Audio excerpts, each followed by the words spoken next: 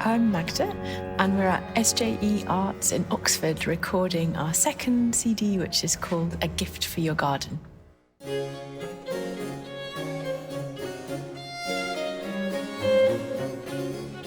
Well, the concept behind this CD is the correspondence and this sort of mutual appreciation of flowers and exotic plants. This kind of grew out of some random research I ended up doing.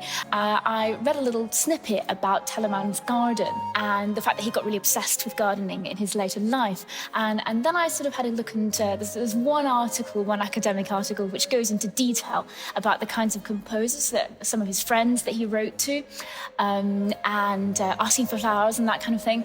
Particularly between Handel and Telemann, they shared a lot of correspondence and even sent each other specimens in the post. So there's one fantastic story of, I think it was Handel sent a shipment of bulbs, I think, or at least plants, specimens, to Telemann. But as we can imagine in a non-internet age, he received no reply. Handel then thinks Telemann is dead. He isn't. Handel then sent another shipment and said, this time you will get the best plants in all of England. So it ended happily. And then there's also another story which I've just been researching in my PhD, which basically I'm thinking about James Oswald and why he wrote his airs for the seasons. He was in London at the time, which of course was really crazy. All the elites were crazy for exotic plants. And Oswald worked for Frederick, Prince of Wales, and then later his wife, his widow in fact, Princess Augusta. And Augusta was the one who essentially started Kew Gardens, her amazing exotic plant collection, and was the foundation for that. So Oswald, who taught her children, including George III, would definitely have known that plant collection. So my little feeling is that perhaps that's the inspiration. I really enjoyed MJ's discoveries about horticulture, which is a subject that I never thought about at that time. And it's really interesting to see how actually everything at that point was so connected. Not only horticulturally, but musically as well. And I mean, everything is connected all the time. And that's a great subject to really discover.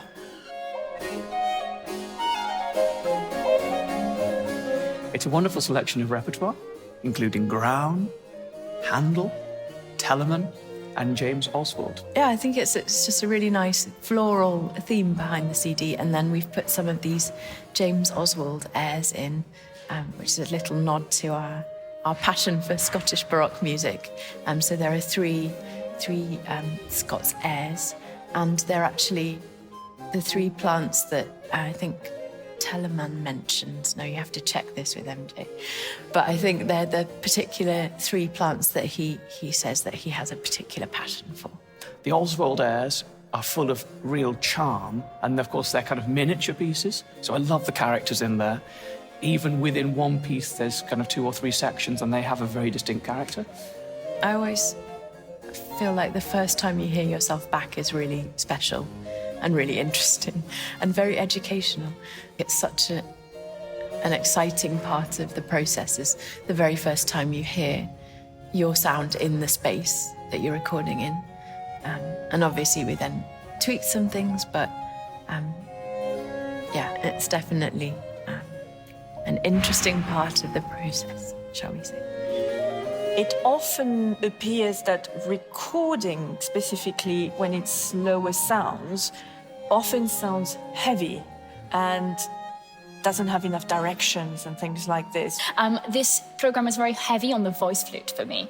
It's a gorgeous instrument I have, but if you're playing it for several hours each day, it does get tired. So I have to actually really lighten everything, as well as giving even more shape. Yeah, it's just basically managing that, trying to keep it dry, which is almost impossible, and just giving it rests and that kind of thing, keeping it extremely warm so that, you know, giving it the best chance. My part is really improvised. I've just got the bass part and the figures, and therefore for me, it really it encourages you to ask questions about what you're doing, because as you're doing several takes, you're trying to be very consistent with what you're doing, which in performance, you enjoy taking risks and trying different things and creating different effects so that the other members of the ensemble hear different things and you can bring out different characters. And here we want to do that, but equally, because we'll be splitting between takes, you've got to be quite consistent, and you therefore end up sort of landing on what you think might be the best sort of solution that you can. It's a really interesting process, and it makes me think about what the whole point of continuo is as an improvisation in the first place. I've just really enjoyed doing the Ground Sonata, actually. There's a much more galant style music here, where the role of the continuo is a kind of little bit lighter, and there's some challenges for me to play. I loved playing that third movement, and the real it sort of reminds me of coffee houses, and full of wit and charm and real elegance that we're trying to bring to it. MJ is recording a Telemann Fantasy for solo recorder. These are, super. Telemann wrote so many fantasias for violin, for flute, and also for viola da gamba, and I think a couple for keyboard, though those are perhaps less fantastic. So they are played a lot. The flute ones are played a lot by recorder players, and so I picked one that isn't often recorded, actually. It's slightly more, I guess, restful than some of the others, which are quite sort of intense and minor. This one is a little bit more beautiful in G minor. I've really enjoyed getting into the Telemann Paris quartet, the A major sonata. It's really challenging, and it feels like everybody has their moment, which is really nice. Different people pop out of the texture at different times. With the Telemanns, it's so full of dense detail that it still feels really exciting, even when you're actually recording it.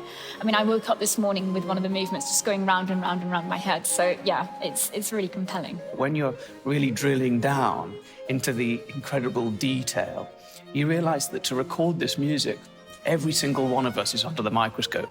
It's music that requires 4 completely individual lines, even though often, of course, the continuo is kind of melded into one. But there's absolutely nowhere to kind of hide. So it really puts the mind into doing detail, but then you don't want to do so much detail that you lose the flow and the joy. And I guess that's one of the things we get a lot from when we go and listen back. And you realize that because you were focusing on certain things, perhaps you were losing a bit of the overall line. So it's a kind of journey from that's live performance, that's recording, and ideally you try and kind of make them work in the middle. If you're really focusing on accuracy, which you have to prioritize even more in recording than in live performance, you end up sort of locking in, and you kind of have to remind yourself to keep your eye line wide and stay locking in. So it's a lot about listening and a lot about communicating, and that's something that I really enjoy about playing in this group. So normally as a Baroque cellist, I keep having to really blend a lot with Tom and creating a unity. I still do that within the Telemann Paris Quartet, but I also have to be able to blend so well with the other people and really match the articulation, for example, in a different way, using my bow in a different way, and exploring different types of sounds within the gut string, especially when it goes to the higher register, which speaks so differently on the Baroque cello than it does on the modern cello. And it speaks so differently from the bottom strings to the top strings to the higher register. And I've really enjoyed discovering playing more as a solo instrument within the group. It's great to play with these guys. They're all so communicative and really open to sharing ideas, and nobody is shy in asking things, in making suggestions to each other if needed. And that's really important, to be able to trust each other on that point, feeling that you've got the support of other people. And these guys are great for that, as well as, of course, being incredibly musical and talented and hardworking and everything. It's just that personal connection is really there in that group, and that's really enjoyable. It's going well. We're on day 3 now, so we're nearly there. It's the last day. It's been quite intense. It's a lot of quite intricate repertoire, quite challenging. So we've really had to get our teeth into it. Is that what you say? We've had to get stuck in. I think the 3rd day feels really nice because we still have quite a lot to do, but it should be manageable. And it's all coming together now, and we have a better sense of what the CD will sound like, which is very exciting.